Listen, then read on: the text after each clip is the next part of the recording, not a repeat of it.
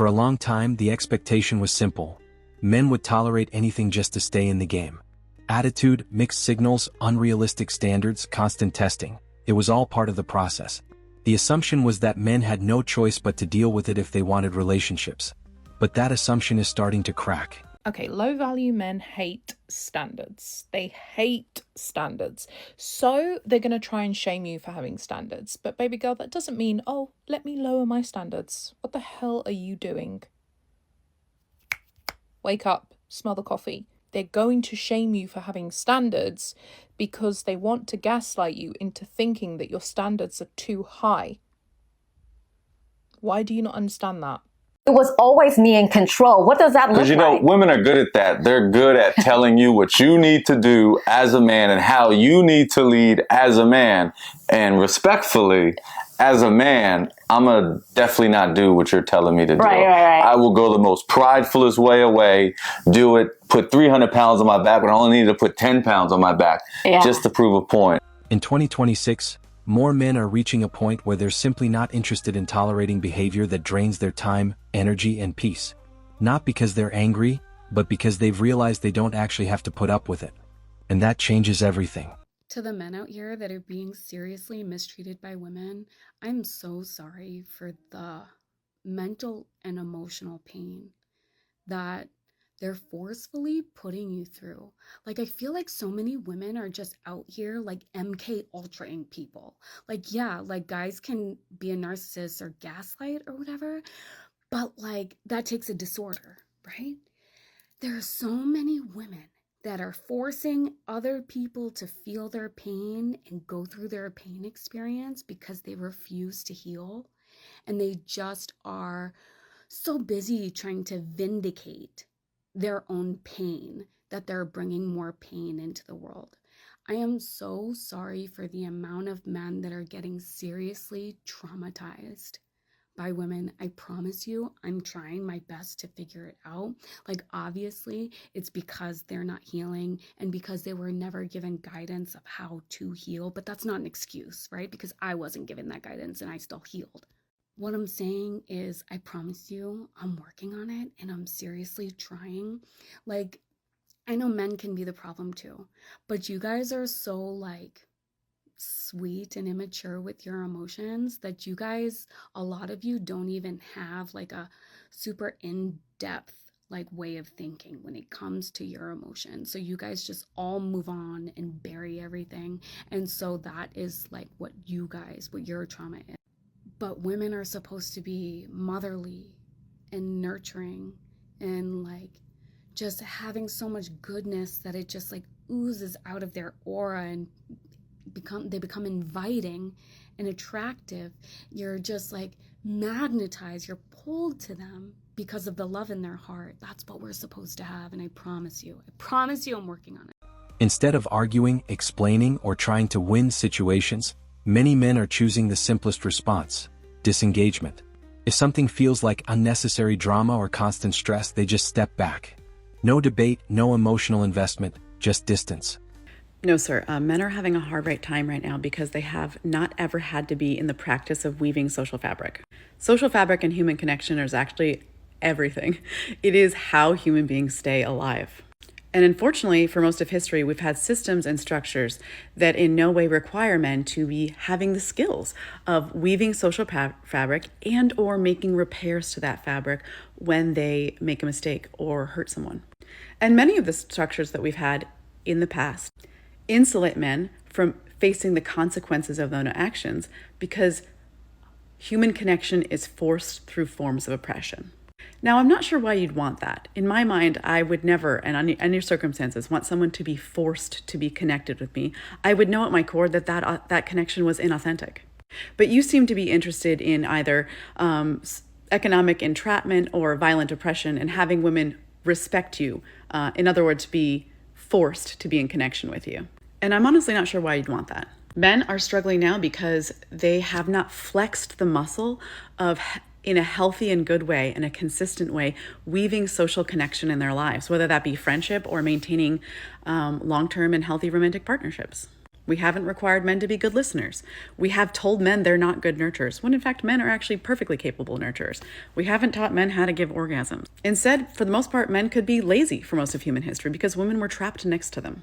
Men are now facing a situation for the first generation, really, of having to learn those skills. And I do indeed empathize. Men of the past have not had to have these skills. For your fathers and grandfathers did not need to have these skills. They had women trapped next to them. It's not to say that there weren't authentic connections in those bunches, but the degree to which old women in my life have come up to me and basically said, I'm trapped, but your generation's going to be free.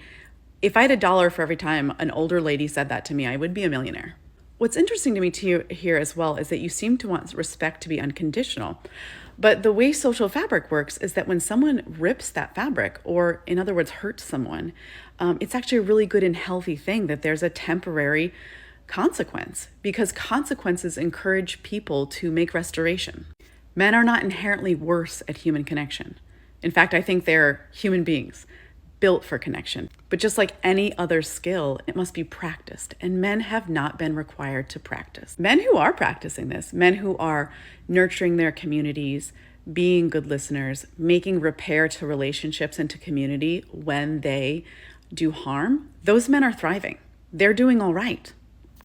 I can't speak for all women, but maybe I can speak for most of them when I say I don't want to be disconnected from men. I love the men in my life. And in fact, I wish I had more connection with men in my life. The only time I distance myself from men is when I know that it would make me unsafe. And unfortunately, there are a great many unsafe men who have no idea how to become safe men. And as a result, they experience isolation and disconnection. That shift is subtle but powerful, because the old dynamic relied on men constantly chasing and tolerating in order to stay involved. When men stop doing that, the entire interaction changes. The leverage that once came from attention and validation starts to weaken when fewer men are willing to provide it. Every single time a man thinks he did something, he's done absolutely nothing. 90% of Brad Schmill content is plain common sense.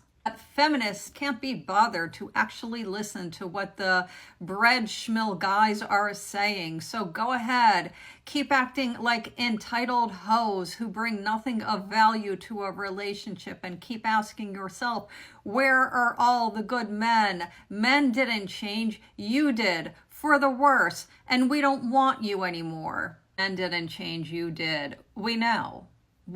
That's what all of my content is about. Men haven't changed. They haven't moved out of the dark ages. They're dinosaurs, and like dinosaurs, they will go extinct. Men refuse to change. They won't even try to keep up with women who are evolving quickly, who are running circles around men and realizing in their evolution that patriarchy has sold us a lie.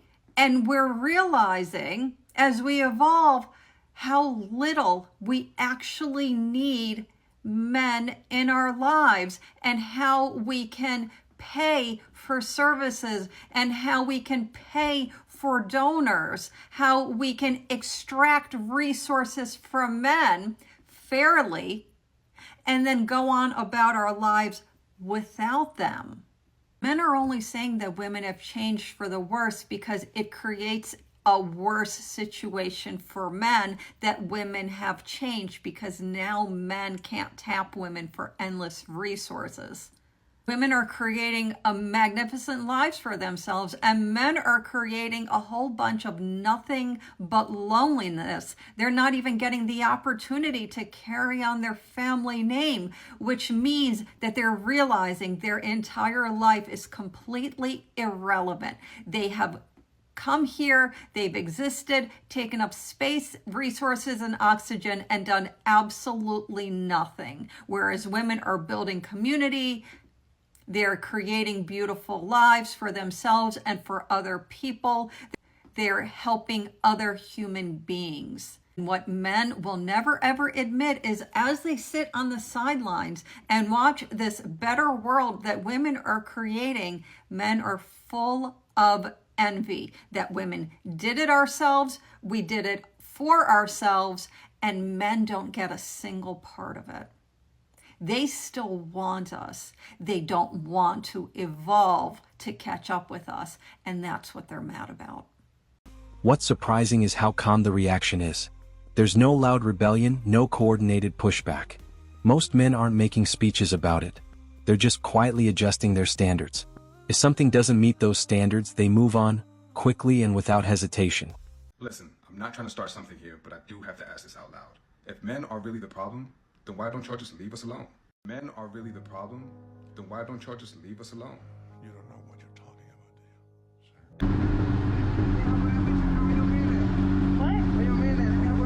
you? If men are really the problem, then why don't y'all just leave us alone?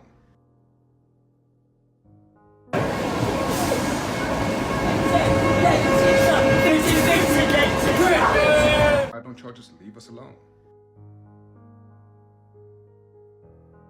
Can you leave? Why? Because I'm uncomfortable. If men are really the problem, then why don't y'all just leave us alone? These men on the internet, they don't know what they want, but they will see what they can get. Well, go and waste your one and only precious life while pretending not to have a full receding hairline. And the more men adopt that mindset, the more noticeable it becomes. Situations that used to drag on now end immediately. Behavior that used to be tolerated now gets ignored. The tolerance level has dropped, and the willingness to walk away has increased. You want to say that men have been oppressed because of the draft. That's one thing.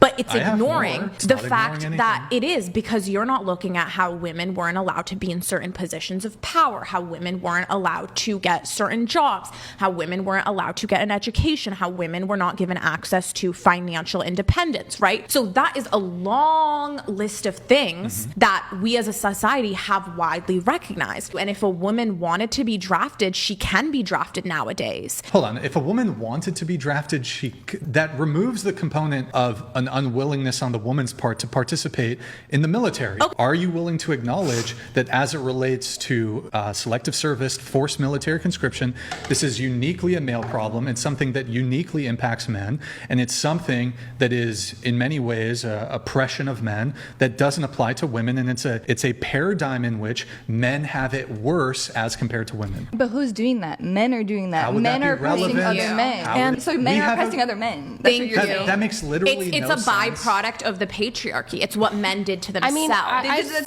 At the same time, many men are building lives where they don't feel dependent on relationships for fulfillment. They have their routines, their goals, their financial plans, and their sense of stability. When a man already feels content on his own, his tolerance for unnecessary stress naturally decreases. That's the real shift. As a woman, if your partner is depriving you of intimacy, then you need to ask yourself one of these three questions. Firstly, is there any chance that there's a loss of attraction? Has your appearance changed drastically, and could that be affecting the intimacy? Secondly, is there any chance that your partner is addicted to pornography? Pornography will completely kill motivation to pursue sex in real life because they're replacing it with on-screen sex. And finally, is there any chance of an affair? Because most men, in my experience, do not go without intimacy. They just replace it with somebody else. So check those three things. Men don't like to listen to women because men weren't taught to value women's opinions. Men were taught to collect women like little trophies. Men do, on the other hand, value other men's opinion. Have you ever been having a conversation with a man and then a man who is in the vicinity will reiterate exactly what you just said to that said man, and then the man will understand it completely from the man, but you've just been saying it over and over and over 100 times, and they just been looking at you like... Because they were taught that. They were taught that whatever is coming out of a woman's mouth doesn't logically make sense. You're speaking with emotion. You're not speaking with any logic, because men are logical and women are emotional. Forget the fact that every single president we've had has been a man, and all of the wars were caused by them. Every single president that we've had has been a man, and children are starving and getting in school. It's not about conflict. It's about options. When someone has options, they don't feel the need to accept things that don't benefit them.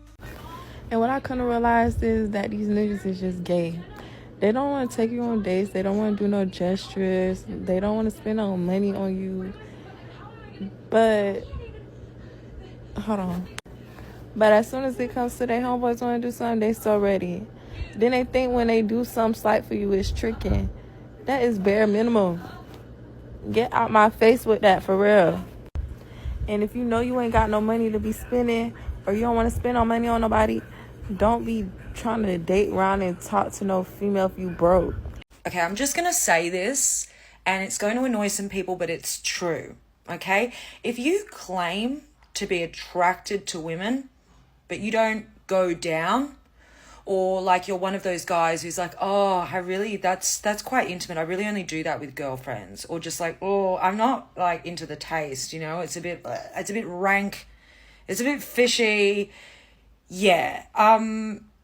You just don't really like women as much as you claim to. My kind, lesbians, we go down like it is our life's purpose. Dig deep into what it is you're into, because I would suggest it's not women at all. And for many men in 2026, walking away is no longer a loss.